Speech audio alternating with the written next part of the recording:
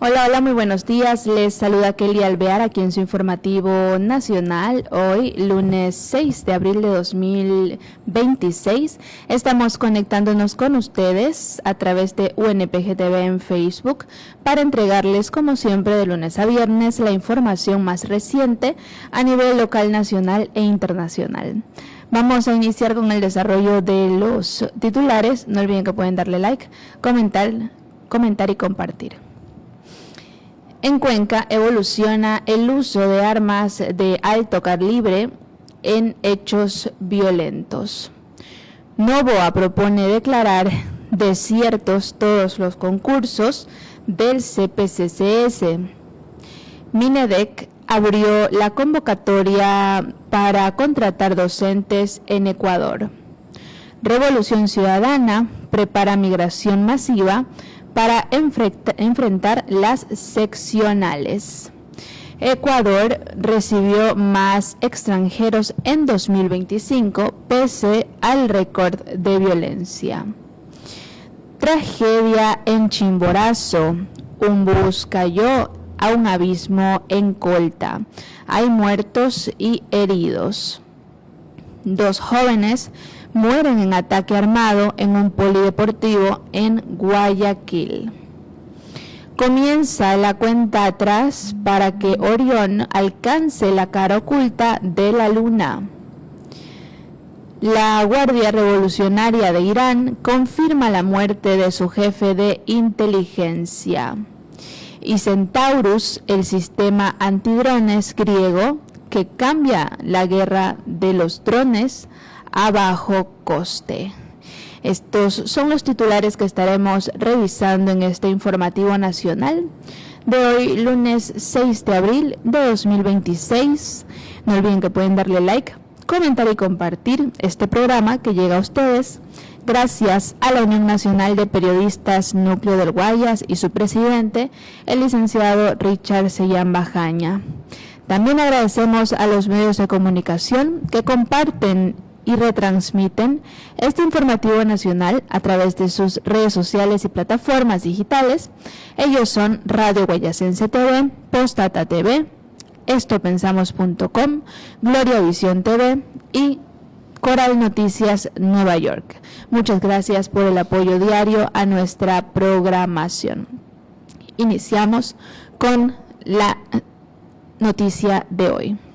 Expertos consideran que las armas que se usan para hechos delictivos en Cuenca y Azuay provienen del mercado negro internacional y en muchos casos deja ver que los grupos delictivos están mejor equipados que la misma policía. 11 de las 12 muertes violentas contabilizadas en Cuenca este año se ejecutaron con armas de fuego.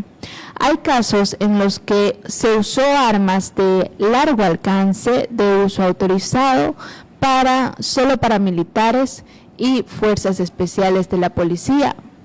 Además, existe una similitud en 8 casos y es que se ejecutaron al estilo sicariato.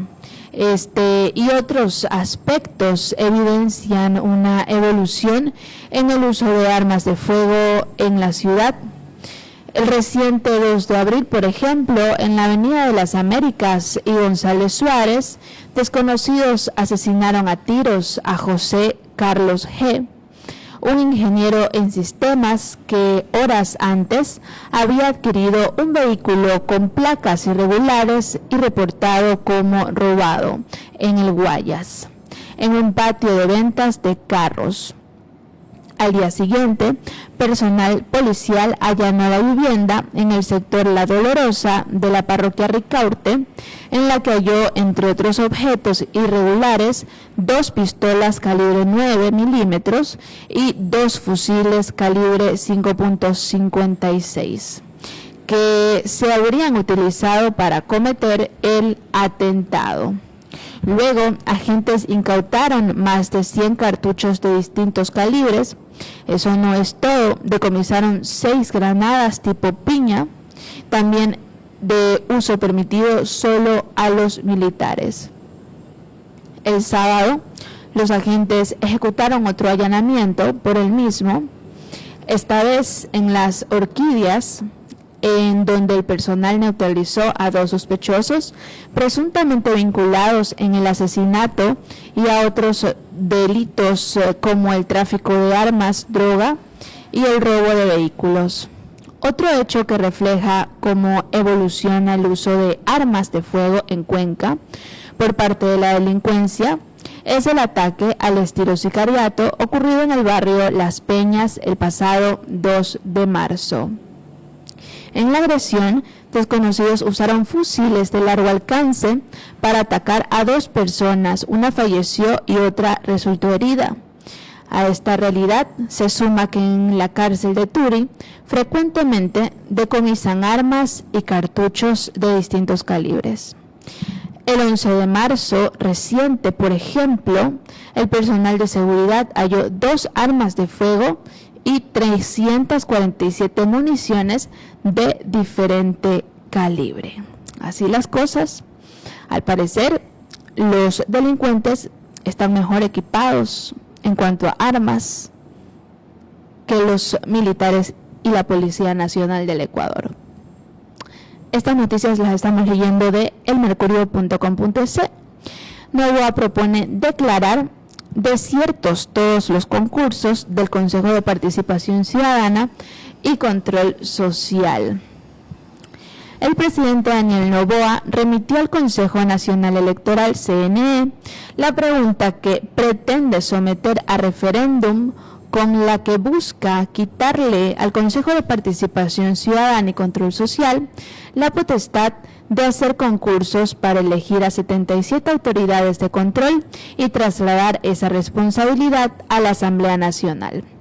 En la propuesta que el presidente emitió al CNE, se establece que los procesos de selección que actualmente están en curso en el CPCCS serán declarados desiertos y se suspenderá hasta que la Asamblea Nacional pueda realizar la selección.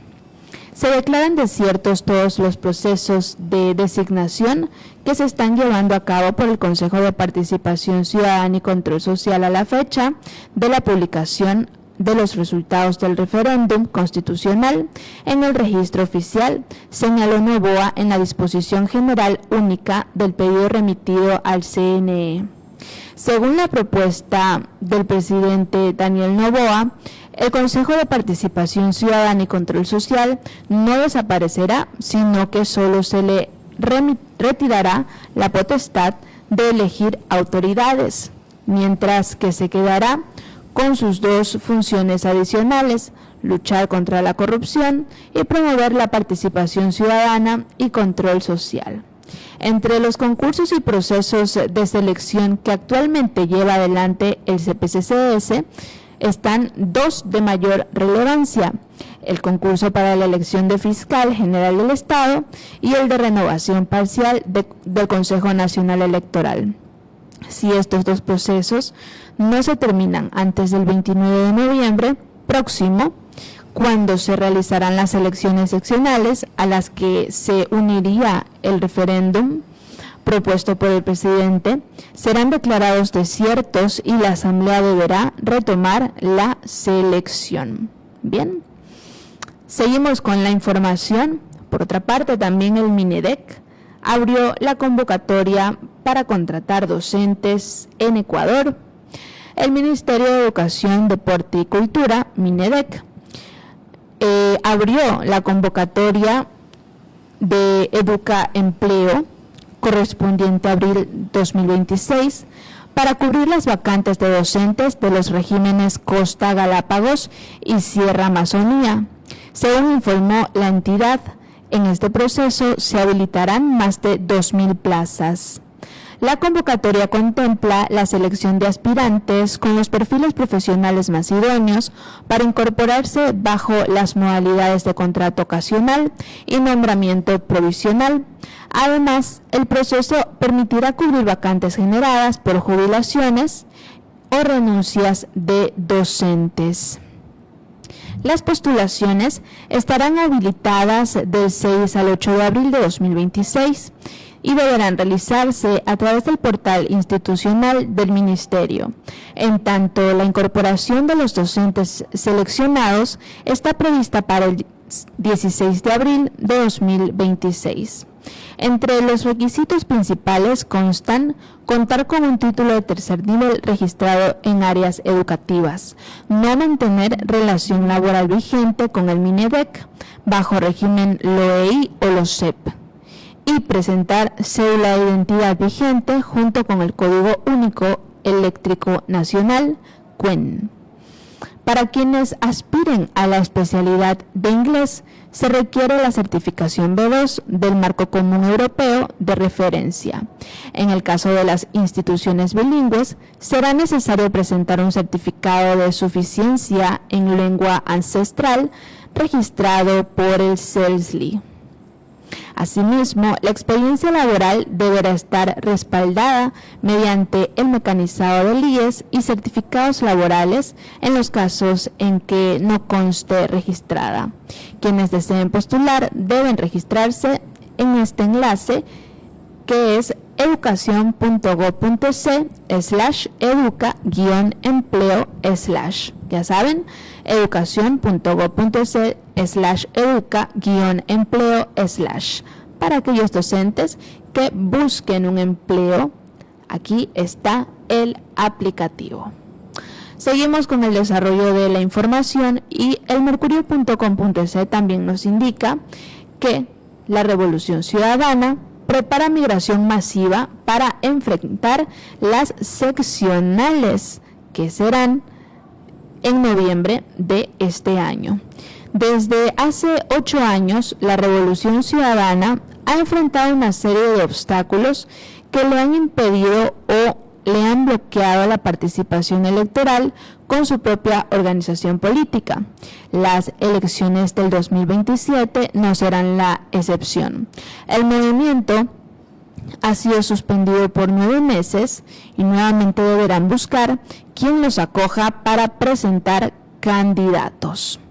El correísmo hizo pública la estrategia que empleará para poder presentarse en las elecciones seccionales del 2027.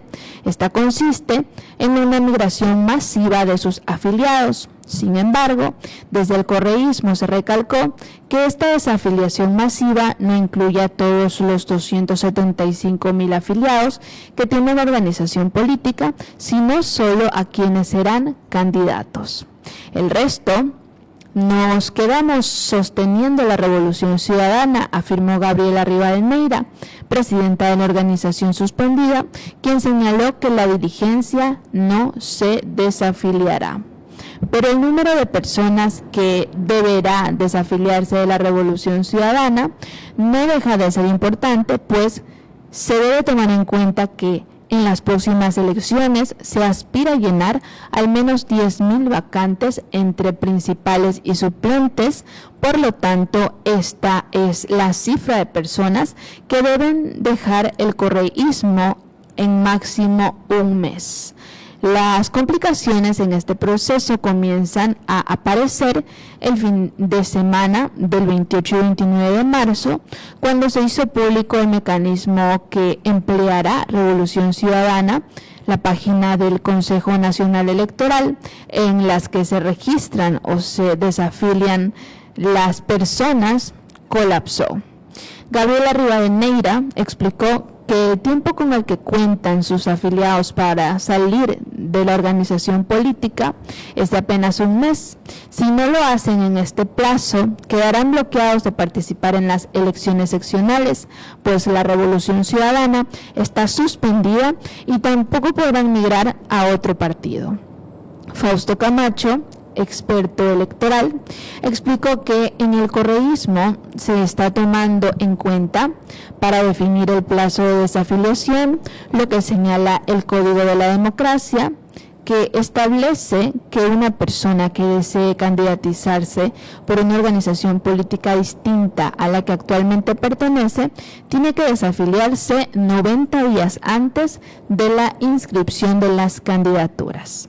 Si se toma en cuenta que la inscripción de las candidaturas debe realizarse entre el 2 y el 17 de agosto próximo, el plazo para que las personas abandonen la Revolución Ciudadana es entre el 2 y 17 de mayo. En estos últimos años, la Revolución Ciudadana ha enfrentado una serie de situaciones para bloquear su participación política. En 2017 perdieron Alianza País, cuando el CNE se lo entregó a Lenín Moreno. Desde entonces, no han podido iniciar un nuevo movimiento y en varios episodios se les ha bloqueado la inscripción de candidaturas. Rivadeneira recalcó que esta no es la primera vez que les toca vaciar la organización política. Lo hicieron en 2017, cuando le dejaron Alianza País a Lenín Moreno, en cuyas manos incluso se vendió la sede que tenían en Quito. Una vez que los que aspiran a ser candidatos por la Revolución Ciudadana se desafilien, podrán inscribir su candidatura en cualquier organización política. ¿Con cuál lo hará? Gabriela Rivadeneira prefiere no decirlo, como una estrategia para proteger al partido o movimiento que les preste su espacio, pues corre el riesgo de ser bloqueado por el CNE. Sin embargo, la presidenta de la Revolución Ciudadana anticipó que no necesariamente inscribirán candidatos con un partido de alcance nacional, sino que buscan alianzas locales, aunque esto, lo reconoce, puede tener un costo electoral por la dificultad que tendrán sus seguidores para identificarlos.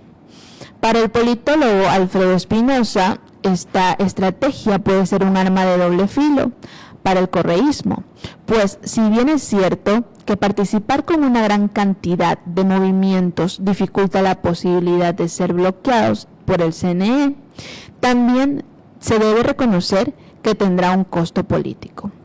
Ya no les dan tiempo para desafiliarse, hacer campañas, que sus seguidores se familiaricen con los nuevos movimientos, participar en la elección interna, buscar financiamiento. Esto va a costarles votos, recalcó el experto. Y así las cosas para Revolución Ciudadana en cuanto a las próximas elecciones seccionales que se darán en noviembre de este año. Vamos a estar pendientes de la situación. Y prensalatina.cu nos indica que Ecuador recibió más extranjeros en 2025 pese al récord de violencia.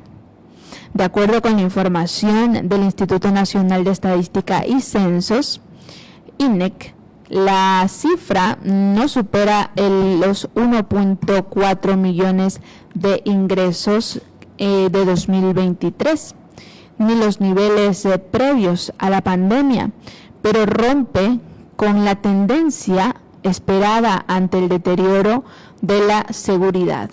El incremento se dio en un contexto marcado por más de 9.000 homicidios. Los extranjeros representaron el 43% de los 3.12 millones de ingresos internacionales registrados en el país durante el año pasado. El ingreso por turismo creció alrededor del 11% respecto a 2024. Estados Unidos lideró el origen de visitantes con el 33% de las entradas, seguido por Colombia, España y Perú. El transporte aéreo fue el más utilizado con el 82% de los ingresos, mientras que en cuanto a edades, predominó el grupo 50-64 años. El mes de julio fue el de mayor llegada de extranjeros con más de 135.000 ingresos, mientras que septiembre registró el nivel más bajo con menos de 100.000. Según datos del INEC, el flujo migratorio total alcanzó los 6.26 millones de movimientos en 2025.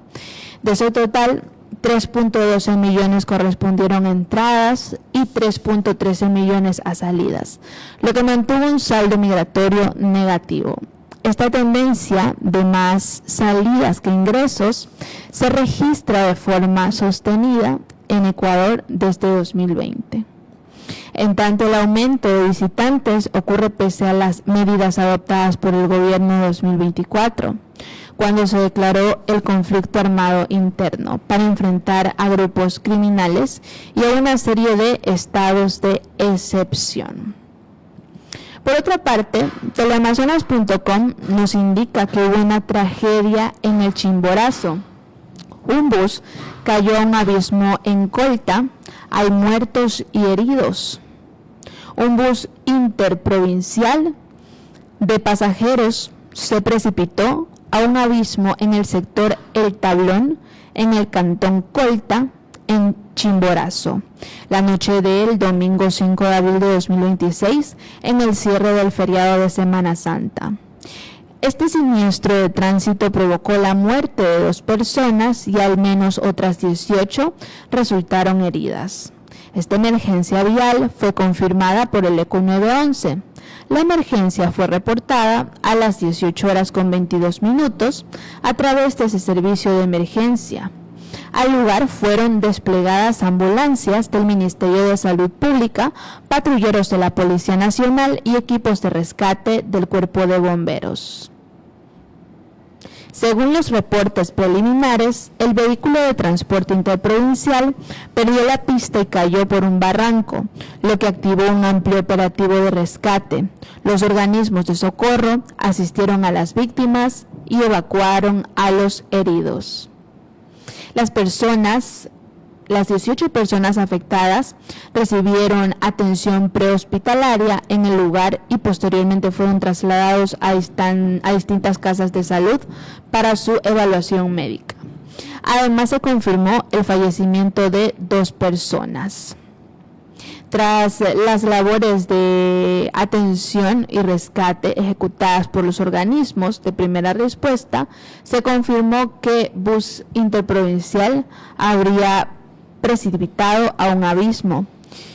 Eso lo indicó el ECO 911 y las causas del siniestro aún se investigan. Este no fue el único siniestro registrado al final del feriado. Un bus y un automóvil chocaron la noche del domingo en el cantón Quinindé, en Esmeraldas. Una persona murió y 12 resultaron heridas. Bien, seguimos con las noticias. Es lamentable este suceso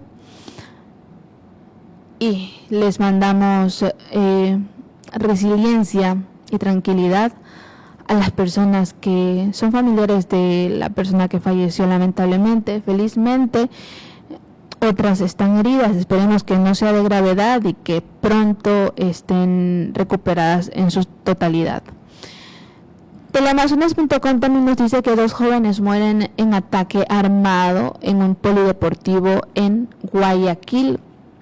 2 jóvenes de entre 15 y 18 años fueron asesinados en un ataque armado en un complejo polideportivo en la avenida 5 de Julio en el Guayaquil.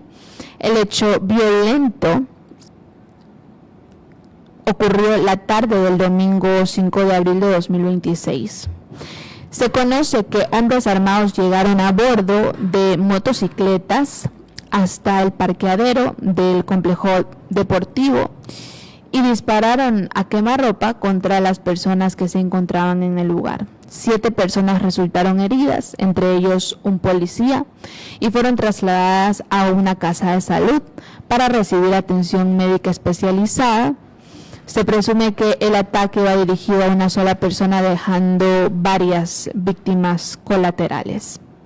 Tras el ataque se realizaron operativos y seguimientos a través de las cámaras de Segurep, en los que uno de los presuntos implicados habría sido detenido a la altura del estadio Capwell, luego del cambio de vehículo que hicieron. Las muertes violentas ocurren en medio de un nuevo estado de excepción decretado por el presidente Daniel Noboa el jueves 2 de abril para 9 provincias, incluyendo Guayas. Seguimos con el desarrollo de la información. Ahora en el ámbito internacional, Euronews.com nos trae un video con el titular: comienza la cuenta atrás para que Orión alcance la cara oculta de la luna. Veamos este reporte. Los astronautas a bordo de la misión Artemis 2 de la NASA han cruzado el ecuador de su viaje elíptico hacia la Luna y ya quedan pocas horas para que sobrevuelen la cara oculta del satélite, adentrándose en el espacio más allá de lo que lo hicieron los astronautas del Apolo y estableciendo un récord de distancia espacial histórico de más de 405.000 kilómetros desde la Tierra. El equipo de ingenieros norteamericano tiene previsto llegar a su destino durante la madrugada del lunes al martes, donde perderán brevemente toda conexión con la Tierra a medida que sobrevuelen el astro. La misión, que despegó el 1 de abril, es la primera expedición tripulada a la Luna en más de 50 años y retoma lo que dejó el programa Apolo de la NASA, aunque en esta ocasión no habrá un alunizaje. Esta etapa del Artemis II se llevará a cabo sin paradas ni una entrada en la órbita lunar. La misión, de casi 10 días de duración, terminará con un amerizaje en el Pacífico el 10 de abril y supone el primer paso en los ambiciosos planes de la agencia estadounidense para una base lunar sostenible que opere como un puente hacia la siguiente meta de las agencias espaciales, la llegada humana hasta Marte.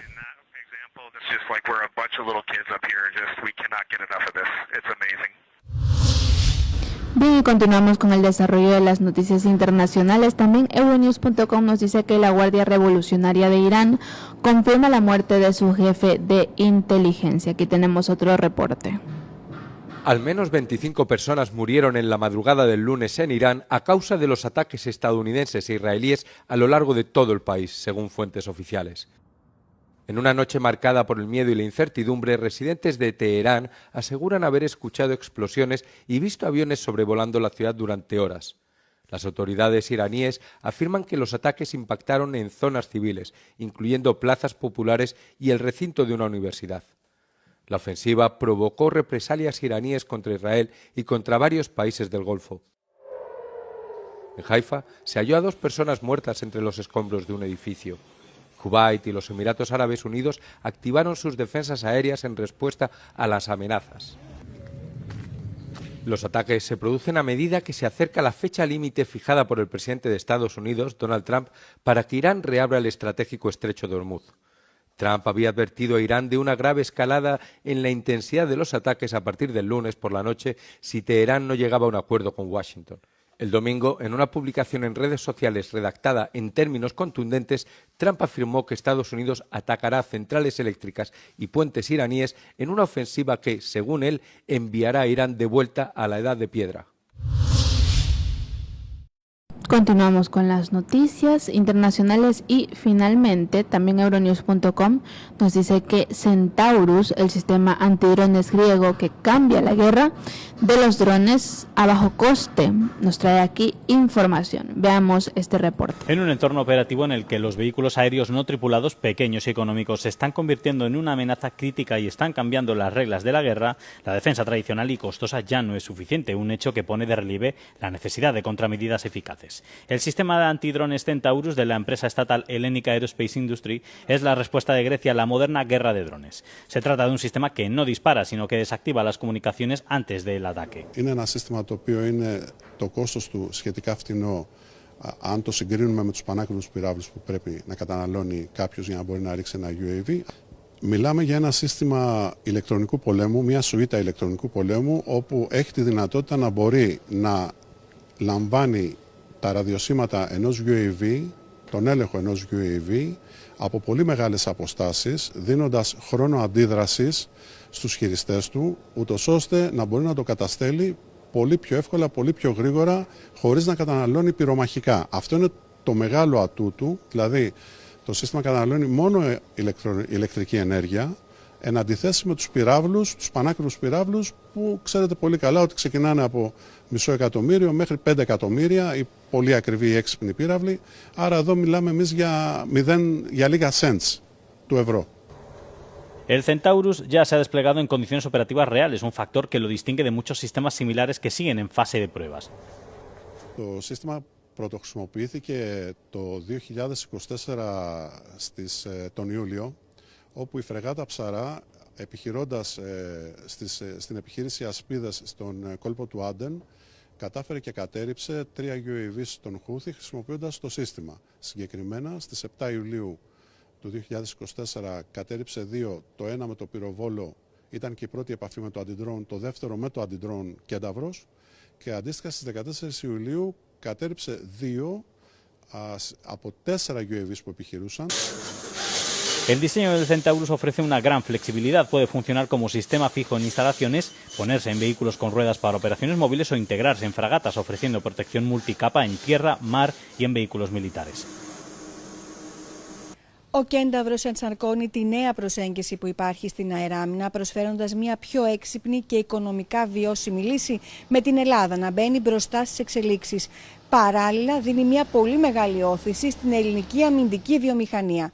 Από τις εγκαταστάσεις της ΕΑΒ στο Σχηματάρι για το Euronews, Φέη Δουλγέρη. Y bien, de esta manera estamos culminando con el informativo nacional de hoy. Hemos, como siempre, revisado la información más reciente a nivel local, nacional e internacional de los distintos medios de comunicación a través de UNPG TV, canal oficial de la Unión Nacional de Periodistas Núcleo del Guayas. De esta manera estamos dando por culminado este informativo de hoy, lunes 6 de abril de 2026. Como siempre, lunes a viernes, a partir de las 10:30 nos conectamos con ustedes. Espero que tengan un excelente inicio de semana. Yo soy Kelly Alviar. Nos vemos mañana martes. Chao, chao.